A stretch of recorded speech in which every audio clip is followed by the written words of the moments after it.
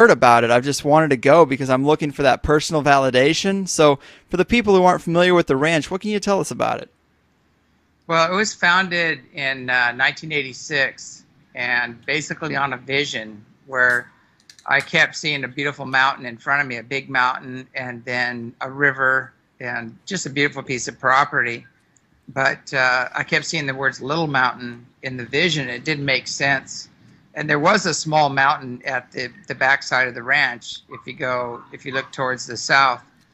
So it was really interesting that when I found the ranch, actually it ended up being on Little Mountain Road. So I didn't know why they kept giving me that message.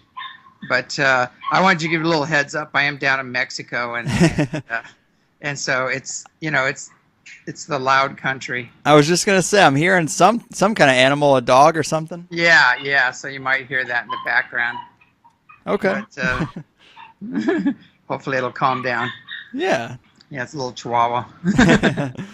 That's fitting for Mexico. Yeah. But anyway, the basically it was came from visions, and I had a near-death experience that blew me wide open and drowned and crossed over. And when I came back, I left the door open, so I have what would be like an interdimensional mind. And, wow, man!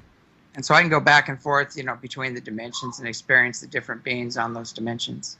Yeah, see, that type of insight is super valuable, and I'd like to extract as much as I can from that. But as far as ECETI is concerned, for people who aren't familiar, I mean, that is you've built this ranch near Mount Adams in Washington, Trout Lake, and you see orbs and UFOs all the time at this ranch, correct? Yeah, it's an ongoing thing. We have a lot of scientists come out and bring their equipment. We have all kinds of, third generation military equipment, night gear, hooked up to cameras and hooked up to all kinds of things. So it's something that's just basically ongoing, and it never, it hasn't stopped. I might have to move this location, or yeah, man. Is there a quieter spot or a door or window you can close or anything like that?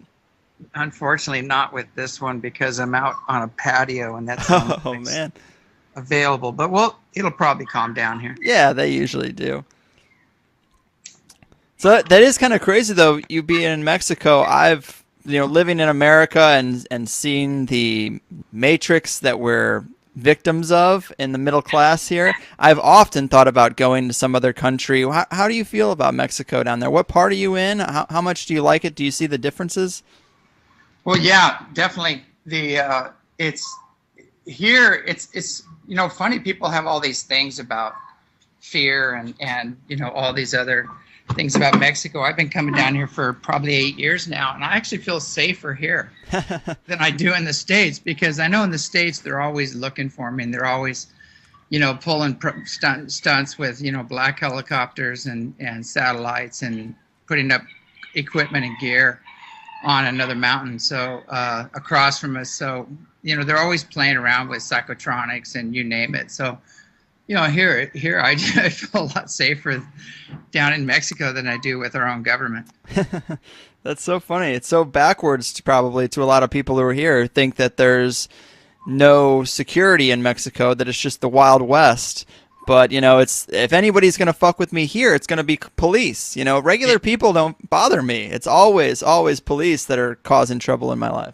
Yeah, it's true. That's the way. And, it is. It's here, they just don't bother you. You don't bother them. They don't bother you. And if you're not, dealing drugs or doing something, of a nefarious nature, they just pretty much everybody leaves you alone.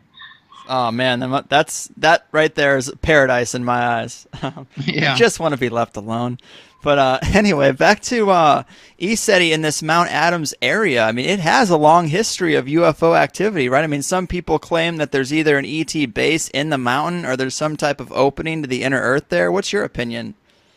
Yeah, there's all the above. It's basically a stargate. So we have things coming in from the top, and then there's a door that opens up in the mountain itself, and so we get a lot of activity there, and we've got that on film, actually, this huge light door opening up and ships coming in and out of the doorway. So we have both going on. We have the inner Earth connection going on there and the Stargate.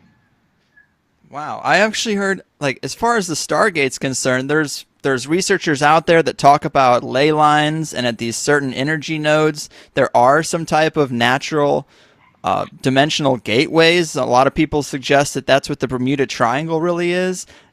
Is this on some type of ley line or energy node that you know of? Yeah, it is. It's definitely a vortex, and there's two major lines that cross there at the ranch, and there's like an orb highway there that it's just amazing. We go out at night, we can see just literally thousands of orbs going by, in like a channel of energy.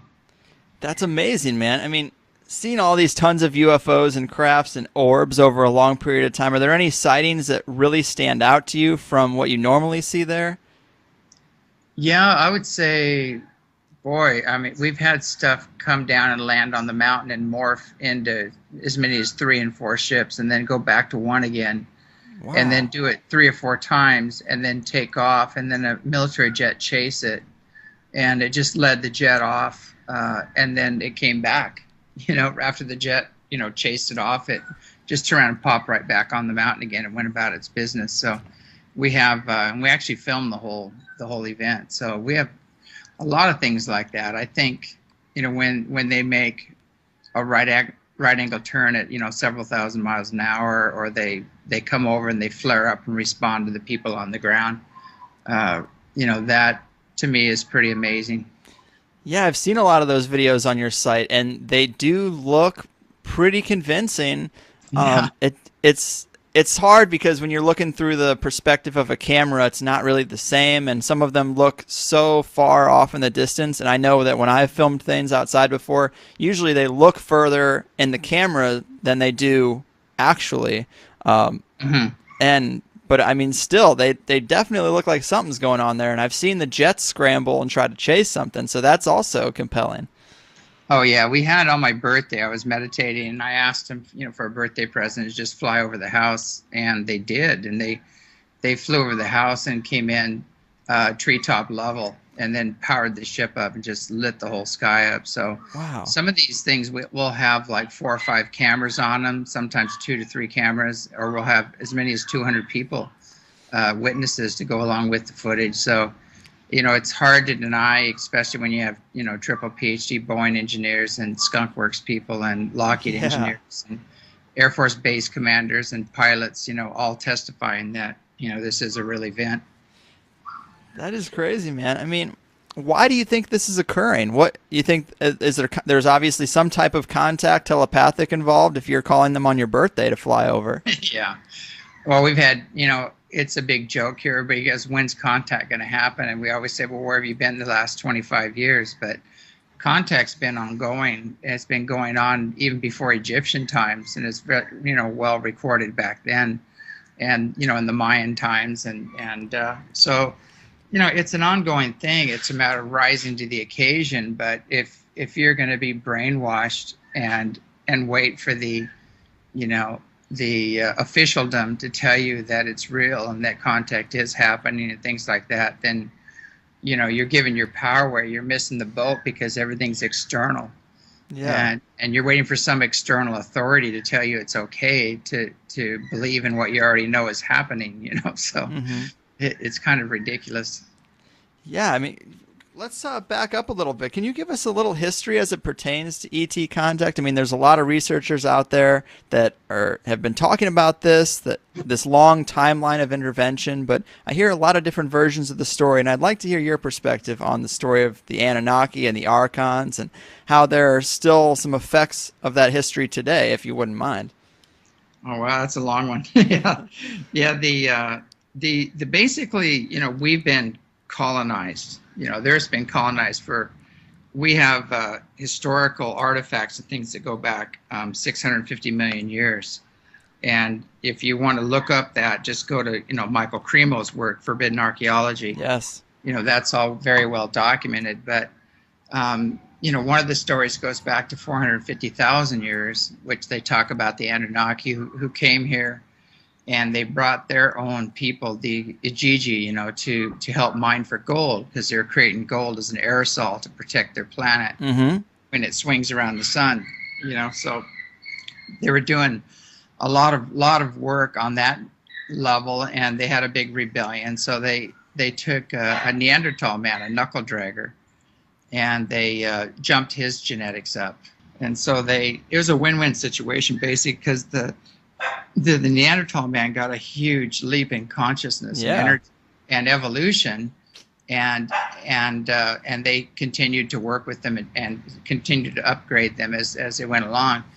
And they got the labor they needed for the gold, to get the gold they needed to save their planet. And so the original Anunnaki were very above board. They operated under universal law. They were highly, spiritual, very, very evolved, and they had a council of 12, which were 6 men and 6 women on that council. And when they got what they needed and they left a group of theirs behind. And the problem is with the fallen ones, the group they left behind. They're the ones that screwed everything up, when they left. And they got into power trips and greed, and they were the original Hatfield and McCoys. They got into all kinds of turf wars and things like that, but there was no council anymore to govern them. So they kind of run amok and fell in consciousness, and we're still dealing with that today. That impact of wrathful gods and loving creative gods and all these images, the bearded gods. All those images go back to the ancient Anunnaki. And do you think the global elite of today, the people who run us from the shadows, do you think they have at least taken up the example of these early beings, or do you think that we're still under the control of these same bloodlines from some shadowy place? Yeah, there's well, the problem is with the Anunnaki is one particular one named Marduk. He fell. He wanted total control of the earth, and he even went to war against his own people, and he made an alliance with these reptilian beings. And so that is just a big mess that's still plaguing us to this day, and that's what the Illuminati, the fallen Illuminati, those groups, that's what they align themselves with, because all they care about is power and wealth and greed and power over others. They don't care about anything else, and that's that consciousness. Well, I've heard stories of Eisenhower meeting with the Greys and exchanging technology for the ability to abduct a certain percentage of the population. Stories like that, stories that, they are at the higher levels making sacrifices to absorb the energy to these beings. Do you think our government has made these types of deals with certain ETs, or do you think they're just as clueless as the population in modern times?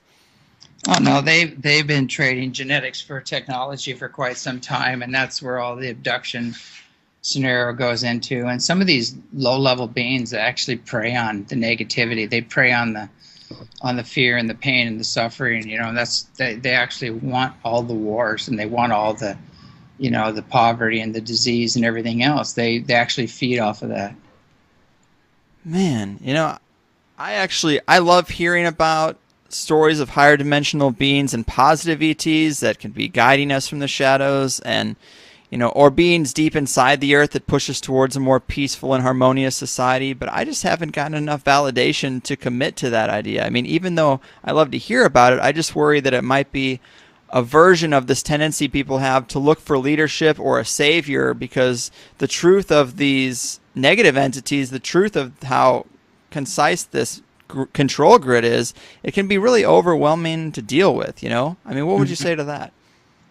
Well, the good news is there are benevolent beings that are much more evolved, much more powerful, and they have creational energy technology. They're far beyond these dark forces, and their time is up. I mean, they're actually on the highest levels, on the darkest levels, you might say, they're being taken out, and any of the fallen Anunnaki are actually being called before the council, because the benevolent council's back. They just returned. And you're seeing a huge unraveling now of the powers that were, from the top down. And the Illuminati are doing their ceremonies, and there's nobody there, and they're calling on guidance now. And you see, that's why they're floundering and making so many mistakes and making so many screw-ups, is because they don't have the connections anymore, the contacts, because they're being removed from the top down. Is there anything that shows through in the mainstream that, points to that? Well, yeah, you can see a lot of the old program is totally unraveling. You can see it, with the banksters, with everything else. It's reached its apex of greed, it just can't go any further, and there's no foundation for it anymore. There's nothing to feed this massive pyramid they've created. So it's just a matter of time before that collapses in on itself. So that's going to implode. All those power structures, the mega corporations are imploding. People are waking up. You can see like Monsatan, or Monsanto, Yeah. really getting hammered right now from every angle. And I've been helping with that. Actually, I've been helping some people that are actually writing legislation and getting it out there and supporting that, especially in Hawaii with some council. Margaret Willie is one of them that wrote this legislation. It's beginning to put a slowdown on all this stuff. So, it's people are waking up. They're being educated because of shows like this, and people are starting to rise up and just say, enough's enough. But the reason people are awakening and rising is because the old grid, the old consciousness grid is imploding. It's falling apart. And there's a new fifth dimensional grid pressing in hard and taking its place. And when you say fifth dimensional grid, do you I hear a lot of people talking about raising their vibration or resonating at a higher frequency through meditation and through some of these Eastern practices. Is this something you wouldn't recognize unless you were well in tuned? Well, there's a multi-level event going on, so you'll see on a base foundational one, you'll see things getting exposed almost immediately. You'll see almost like instant karma happening, like the action-reaction principle is being accelerated. You'll see a lot of relationship stuff where there's a lot of tyranny going on, a lot of control issues coming up. The old wounds and traumas of the past are all surfacing, to be healed, and there's waves of energy that are coming through and doing that. And we just went through a huge wave of energy right after Thanksgiving, and we're in the middle of it right now. And I know my phone and emails are just off the scale with people saying, what is happening? Like everything is coming up for me and my relationship and my work, and it's getting crazy out there, and people are just having, emotional outbursts and everything from deep sadness to, anger, and a lot of people projecting their issues rather than owning and healing them. So I see it on a very base level, just through, the emails and the phone, and people asking for counseling, for help to get through these times. I mean, I will be honest with you. I have noticed an increased amount of synchronicities in the past, 3 or 4 months in my life, but I still struggle with how much value to give that. Well, yeah, I could just go from my own experience and having this pretty massive network that I'm connected into and doing counseling for 35 years or so. I'm just watching the uptick, and I know a lot of people that are extremely sensitive people that I trust. They've been very accurate in the past, and they're all coming up with the same information. And I just got back from the Star Knowledge Conference, and we met with a lot of the elders there of the different nations, in the States, and that was pretty amazing. And they came up with the exact same information that we came up with, that that would be a huge shift of energy coming in right after Thanksgiving, and another one right after Christmas, that it's going to really push everything up for people. And a lot of people, if you're very dense in consciousness and you're holding on to a lot of aggression or control or energies, or you've been deeply wounded, all of that is surfacing right now. Yeah. Man, I would want nothing more than a real awakening to take place. I really hope that that's what we're going through. Yeah, it's unavoidable. It's the old saying, resistance is futile. It's the Earth's destiny to go there, and we have to become frequency specific to the Earth's evolutionary process. And it's a cosmic event. All the dimensions are involved in it. So it's unavoidable. There's nothing that can stop it. We can just choose how gracefully we move through it. Yeah. I wanted to step back to this council. You said that they had just returned, that they are, the Archons are being forced to go before this council. Is this something that's happening on a higher dimensional level, or is this playing out on our third dimensional reality? Well, most of it's happening on another dimension, but a lot of that's the sixth, these are six-dimensional beings that are coming in. So, but it is bleeding down, and they're actually pulling these people off the fourth dimension and cleaning up the fourth dimension. That's where a lot of the negativity resides, in the unseen. And a lot of people are stepping up to the plate and learning how to heal unseen negative influences and not give them any more energy and not participate, in the negativity. So it is building, Mm-hmm. It is building up. I really have not been able to have very many experiences with meditation or anything like that, but I've had a small handful of experiences that were fueled by psychedelics that seemed very much like contact experiences. I mean, what are your thoughts on using psychedelics that way? Well, we try to avoid any of that. Like I never used it myself. I didn't need to because of the drowning experiences. Right. I know a lot of people have experiences like through ayahuasca, and some people are doing it the right way with a trained shaman, out in the jungle once or twice a year.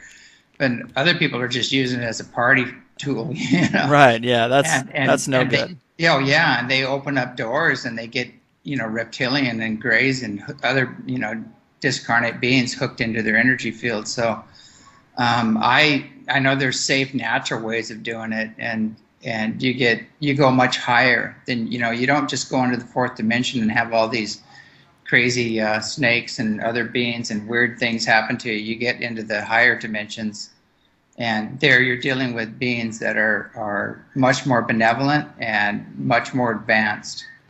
And what are some other techniques you would suggest for someone who wants to reach that type of natural communication other than, the generic meditation is what everyone says? Is there anything else? Well, we do practices like Qigong that are extremely ancient practices that balance out the left and right side of the brain and get you into no mind, where you're not just using your mind all the time, and get you back into the heart, because the soul resides right next to the heart, and that's the connector to spirit, and that's where all your past lives, everything reside, your memories, in the astral level, and you can go beyond that into the etheric or into what people call Christ consciousness, and there's levels beyond that even that you can connect into. Yeah, that's amazing. I think a lot of people are really interested in trying to achieve those states, but it seems like a daunting task that requires a lot of work, a lot of inner work. Yeah, the whole program here, the Archon network, is programmed to keep you external, and so if you're watching TV and listening to radio all the time, and if you're just have all kinds of crazy lyrics blasting through your head constantly. And you're programmed that, if you buy the right beer and drive the right car and get the big house and all these other things, you're going to get the women, you're going to get laid, basically. So they've got you programmed, and they own the first three chakras, which are survival, sex, and power. And we're getting blasted with all this information. You should be very scared. There's terrorists. That's in your survival energies. And then they say, oh, if you buy this product, you're going to get the blonde on the beach, playing volleyball, or if you get this, and so they're you're going to be powerful, if you make more money, and things like that, and so they own that network, and until you transcend that and get into the heart, that's when you get out of the Archon network. So and you do that through nature. You get out in nature and do some alone time out in nature, and you allow yourself to reset and reprogram. But there are a lot of retreat centers you can go to and break free of the network, and break free of the first three chakras, which is what they govern people with. They manipulate people through survival, sex, and power. Yeah, that makes a lot of sense. I've heard many times that the biggest purpose of the of their network is just that distraction, to keep us infatuated with the third dimensional material world, to keep us from realizing our true self, because that's apparently where the real power is. It is. And, and if they can keep you offset and extremely busy and with your nose to the grindstone, keeping you poor, so you have to keep, working, so you don't have any quiet time or time in nature, that is that whole program, is just to keep you focused on everything external, and then you don't do any internal process. And that's where the real power is when you start going internal. Now, another subject I kind of wanted to get into the details of, and that's kind of, the multitude of beings that people claim to be communicating with and receiving messages from. I think, there seems to be so many different beings. The best way to probably do it is by levels. I mean, you've mentioned third, fourth, fifth, and so on, dimensional beings and species. Apparently, they seem to be very different. Can you walk us through some of these entities? Are like the grays on the lowest level? Well, the problem with channeling, I even wrote a book about this in Reunion with Source, and I talked about safeguards for pure channeling. And we were doing this back in the 70s, channeling.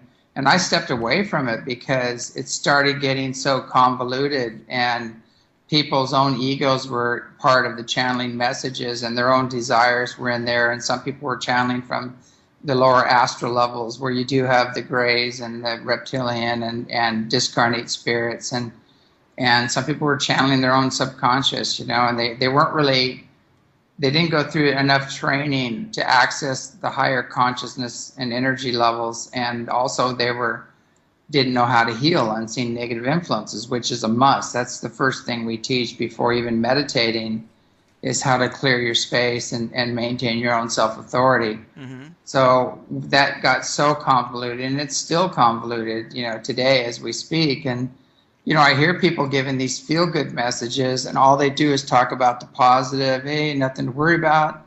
Max out your credit card. We're going to get beamed up next week.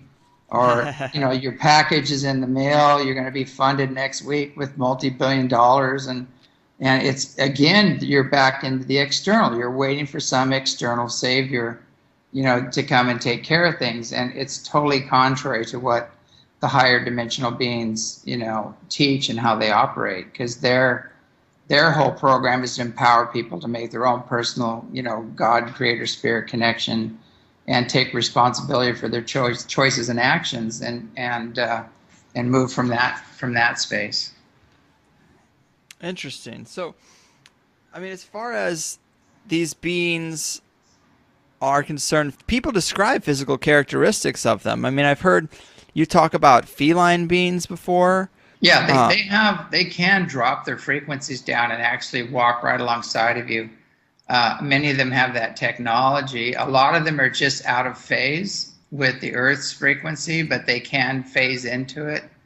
And some can do it spiritually, and some can do it through technology. So there's a lot going on, but the vast majority of it is really other dimensional, which I find it odd with a lot of the scientists nowadays. They're demanding physical proof of non-physical events, and they know there's at least 11 dimensions out there, filled with possibilities in life, but they want physical proof, 3D proof of non-physical events that may be 4D, 5D, 6D, 7D on, 8th, 9th D, maybe 9th dimension. Right. So it's until science stops this backwards, self-defeating approach, they said there's no physical proof. Of course there isn't. They're non-physical events. And so we have to rise to the occasion and develop ourselves spiritually, so we do have a multidimensional awareness or mind, and then we can understand these things and become educated in these higher dimensional experiences. But with the old paradigm, of I want, nuts and bolts on ships that don't even use nuts and bolts. A lot of them are actually organic and alive, is a little crazy. Yeah, I guess it does make it hard to define them as species and races.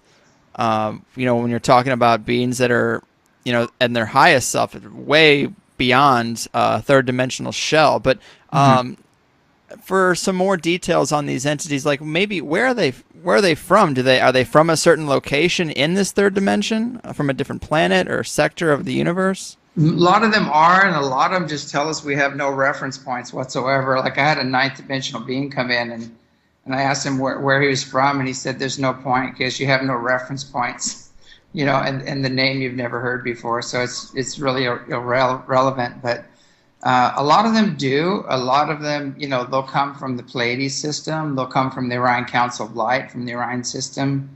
And some are coming from 3 and 4D and 5D, but they're still in that system. There's some coming from Sirius, the feline beings, and ancient Lyra.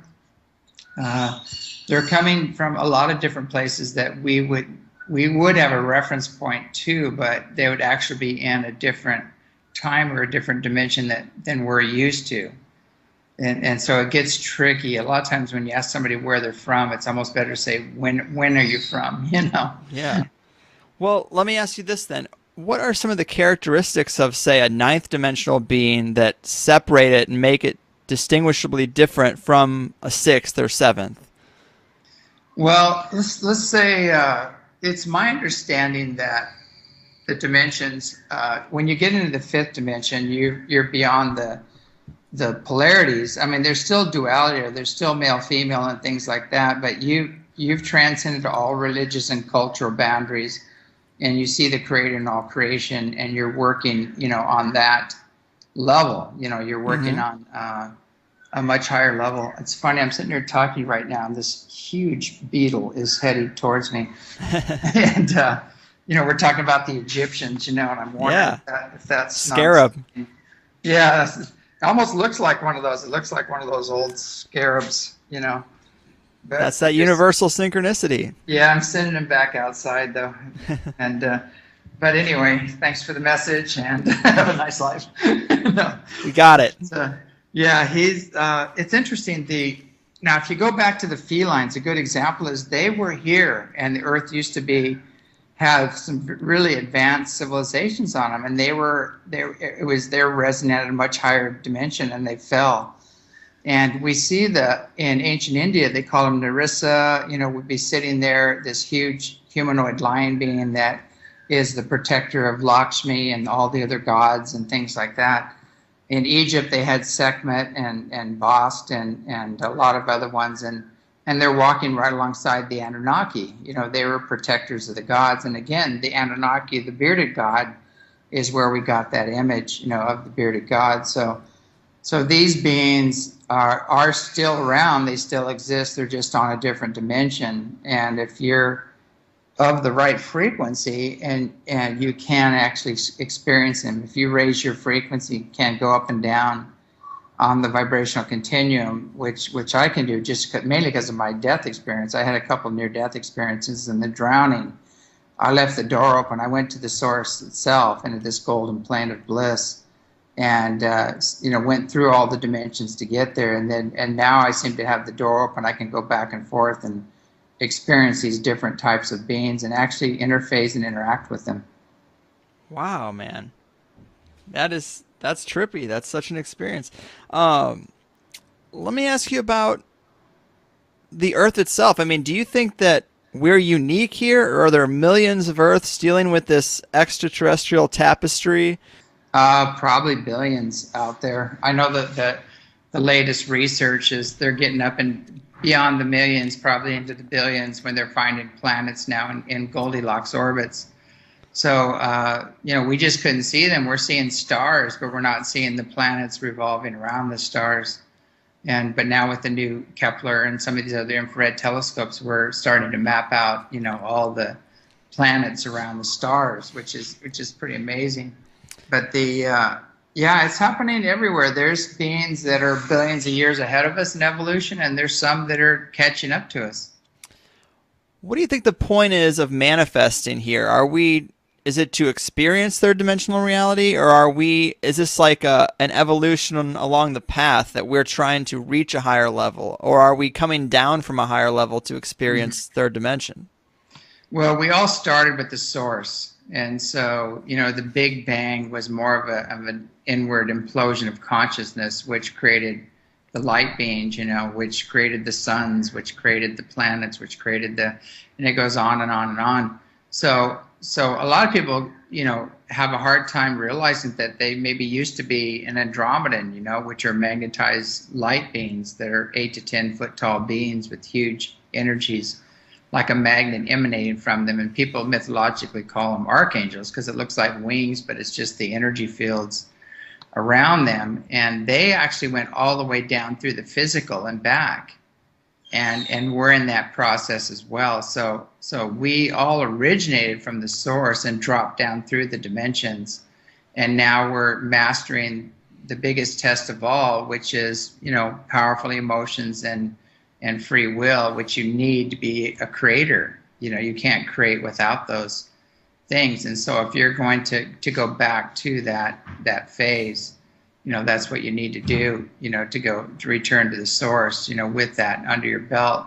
A lot of the angelic energies don't have free will. They're just like wisps of light, and they just kind of are more like Autobots. They just do whatever they're told to do, you might say, or whatever their hardware, is guided to do by other dimensional beings. So it's kind of like this is master school. This is the biggest challenge of all. They call it the plane of demonstration, where consciousness creates reality, and we get to walk through our creations and experience them in the physical. Man, for people who are stuck in the 9 to 5 rut, playing the game of economics and capitalism, a lot of people, I think, are doing that on a daily basis, but in their off time, they're listening to people like you, and they're wanting to step outside of it, but it's, it's very tough. How do you feel about things like manifesting your reality? Like, can we free ourselves by, will the universe help unfold a path before us to get us out of such a rut if we're in the right mental space? It will, but we have to look at, there's a lot of people say, I just think it, so it is, and I create my own reality and things like that, and a lot of the movies, I can't remember that movie. What was that movie? Well, there's The Secret. The Secret, yeah. Well, the Secret left out the biggest secret of all, and that is if you're filled with wounds and traumas and wrong conclusions from past experiences and fear and guilt and unworthiness, you're not going to manifest squat diddly, because actually what you are going to manifest is everything that is in the way of what you're trying to manifest, all the guilt and unworthiness and other things when you start that process. So it's real important that we clean up our past, release the past and release all this, wrong conclusions, limiting mental concepts, wounds and traumas, and then we do start creating, we do start manifesting, and the synchronicities start flowing, the closer we are in touch with who we really are, and we drop the program that you were talking about, where people are just in the mainstream and, working all day for some corporation and coming home and popping on the TV and getting a beer and a pizza and going to bed and doing the same thing over again. But that world is not, you could probably manifest material existence, that is keeping you along, but spiritually it's actually locking you into something that's not really in the highest and best good of your evolution. Yeah, I totally see where you're coming from. I've heard people come on this show and tell me, oh, if you have positive thoughts, and you want to get out of that network, the universe is going to unfold a path for you if you just have the confidence and the trust in the universe. And, when they've needed money, money manifests. When they've needed a place to stay comes to fruition. But there's a lot of fear in just diving into such a situation like that, because, our network is structured in such a way that if you fail, it's really hard to get back even to where you were. Yeah. Well, that's the Archon network. It's a very enslaving, disempowering network, and that's what it's designed to do, is to hold you, in a certain space. And you might get ahead a little bit, and you're doing okay, and then whack, something comes along, and then you're starting over again. And if you really look at the way the system's set up, it really isn't set up for people to become really totally abundant, because when you reach a certain level, they come in and fleece all the sheep, and pull the rug out from under you. So that's part of the Power Elites program, is the American dream, which is really a nightmare when you get down to it. Well said, man. I mean, I totally agree with you. I think that it's kind of run in a similar fashion to a casino, where you've got thousands of people coming in, and you've got these pictures on the wall plastered of John, who got the big check. Marie won $100,000 last year and a car, but yet not everybody's winning that. Of course, they're not building those places by giving money away. And I think capitalism in our system is kind of similar in that we're shown these Warren Buffetts and these Rupert Murdochs, and we're like, hey, you can be just like them. And it's like, no, only a couple of people can be like that. You're not going to get there. Yeah, not on this pyramid, not the way it's set up. But it's a big scam. It's a pyramid scheme, and people will claw, and step on the backs of their friends and family and everything to, for those little white or little green pieces of paper, So it's sad, what's created. And you look at our system we were watching today. I went out to dinner here when I was down in Mexico, and they had all these TV sets up on the wall, and everybody's watching football and screaming and yelling and going, get him, nail him, and stuff like this. And I'm going, God, this is like gladiator days. Right. Coliseum. And I was talking to this guy, and I said, you ever think about what's really going on here? He goes, what do you mean? I go, well, okay, so you got these huge grown men dressing up in tights, trying to inflict as much damage as possible on the other guys over control of a dead animal skin.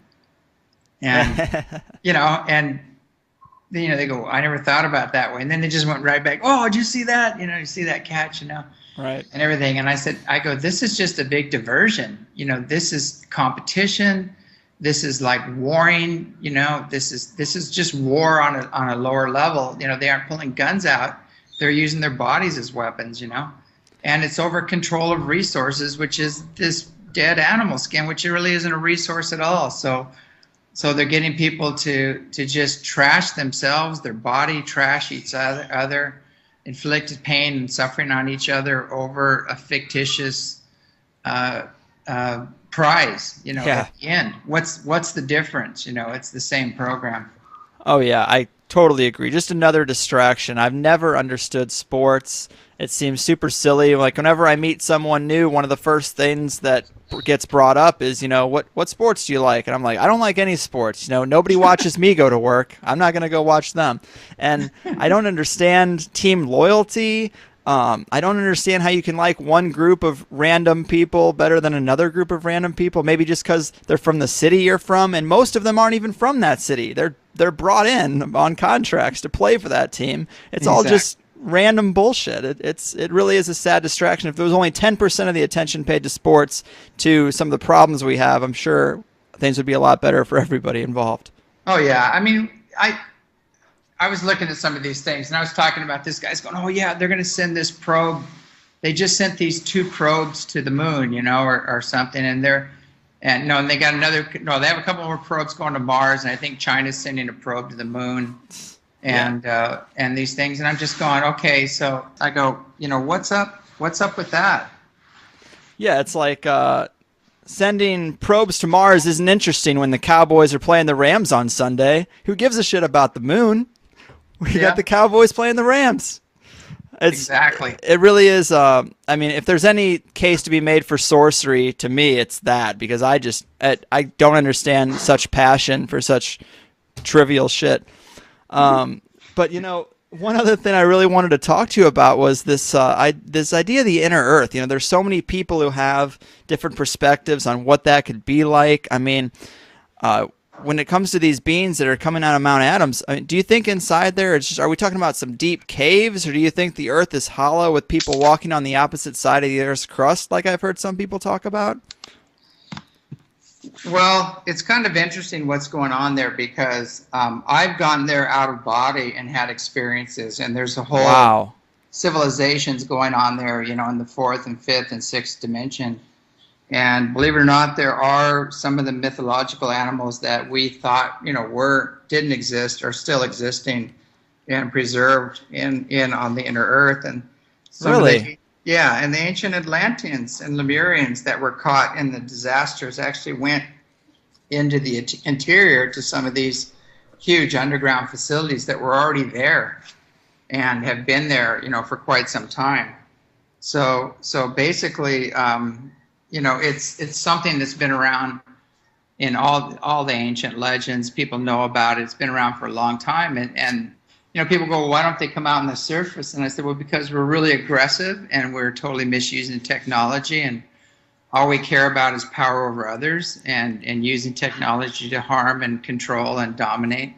And why would they come out? And it's the same thing with the UFOs. They said, why don't they land on the White House lawn? Well, look at the condition of our government, and there's no real intelligent life there. I mean, Congress has a 6% approval rate right now.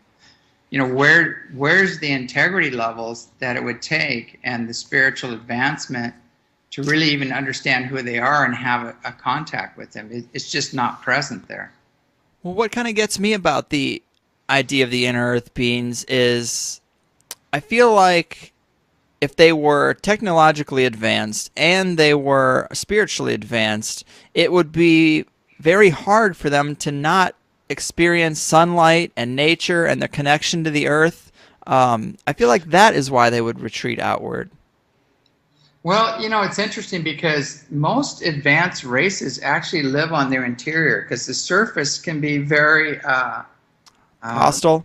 Yeah, very hostile on a lot of environments, because you look at what's going on our surface, with the tornadoes and with the coronal mass ejections and the solar flares and just that alone, and the earthquakes and everything else that are happening, the floods, the constant flooding and freezing and everything else. If you had an inner sun, or a way to regulate that, and your weather's constantly 70 degrees and your food production is constant, everything else is constant, it would be like a little utopia there. So I could see why they wouldn't want to come out and deal with that. And I apply that to my own life. Right now, when I left up there in Trout Lake, it was 10 degrees, so, and snow starting to fall up there too. So it's like, what's the point? The ranch is closed. We can't really operate or do anything there. So we might as well, I might as well come down to a place where I can still engage and help people. And I do a lot of work down here with the Weechels and some of the other Native American, the Indians down here, basically not Native American, but the Mexican Indians. And I do lectures and things, and the money goes to the villages, to help them feed. Stay fed and things like that. Awesome, man. Well, I also, before we're getting kind of close to the end here, but I wanted to ask you, are there any other messages that you've been given from these contact experiences that would really be worth relaying to the people? Yeah, definitely. The main message they've been giving us that it's time to release the past. It's time to get back into, forgiving the past and moving forward and focus on love and joy and bliss, until you become it. Get out in nature. And the main thing they keep saying is the same thing that all the masters have been saying, is it's time to be kind and loving to each other. and nowadays it's especially important to set boundaries with those who are not being kind and loving, and stand in your own divinity, stand tall in this situation. And it is time to operate under universal law, and maybe remind those who are not to get back with the program. It's kind of funny because on one hand I'm like, oh, be kind to each other, be loving to each other, that's it. But then on the other hand, it's like we've been getting that message for centuries and we have yet to take that advice. Exactly. Well, I mean, if you take any enlightened master on this planet and put them on a ship, that's pretty much what you have with these higher dimensional beings. They're extremely loving and kind. They're very concerned about the earth and humanity and where we're going, and they're doing all they can to get us through some very challenging times. So, obviously it would give us the same message, but, they're also giving us a heads up that there is a huge vibrational lifting going on, a process. The earth is in what they call an ascension process, and actually going into a different phase of her evolutionary process. And so we need to become frequency specific to where the Earth is going if we're going to stay here. And if we don't start acting kind and loving to each other in our environment, we just aren't going to be here. It's the people that are resonating on that level are not going to be here. They're not going to make the shift. Well, I mean, that begs the question. You know, I listen to a lot of similar teachers, a lot of Alan Watts kind of stuff. Yeah. And I have a lot of guests that talk about energy and the vibrations and the higher consciousness. And I understand what they're saying, and I'm generally a good person. I'm really open-minded, willing to accept most possibilities. But the energetic stuff and the higher consciousness, it just doesn't seem to do anything for me in a physical way. I mean, what can someone in my position, which I think a lot of the listeners are, I mean, are there any other tips you can give us for how to really feel that energy, man?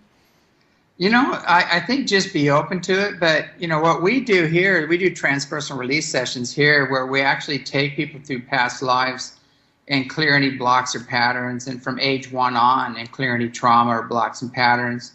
And at the end, they're given an initiation by these higher dimensional beings. And it's a huge life changer for them. That's one of the things that we do to help that process. But, how can someone sign up for that?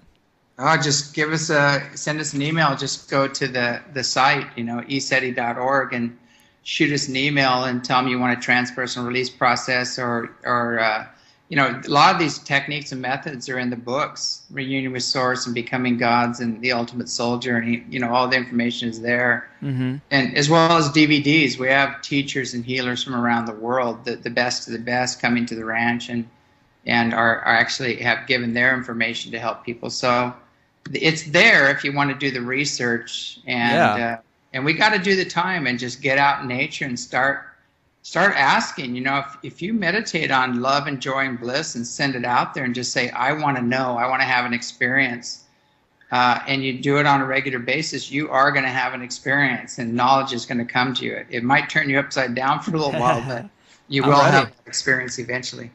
That's awesome, man.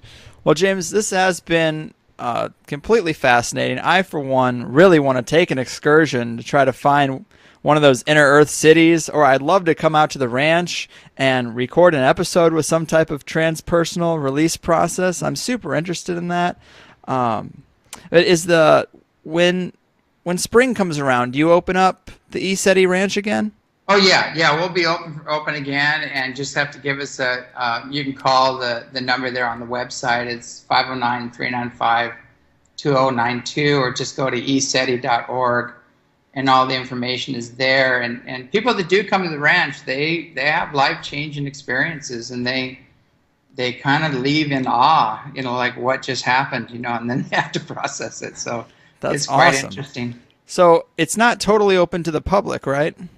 Well, people just need to ask. They need to ask for an invite because it is a private ranch. We had to go totally private due to some of the legalities and problems we're having with the county. But now it's a totally private, and you just have to ask for a private invitation to come out to the ranch. Awesome, man.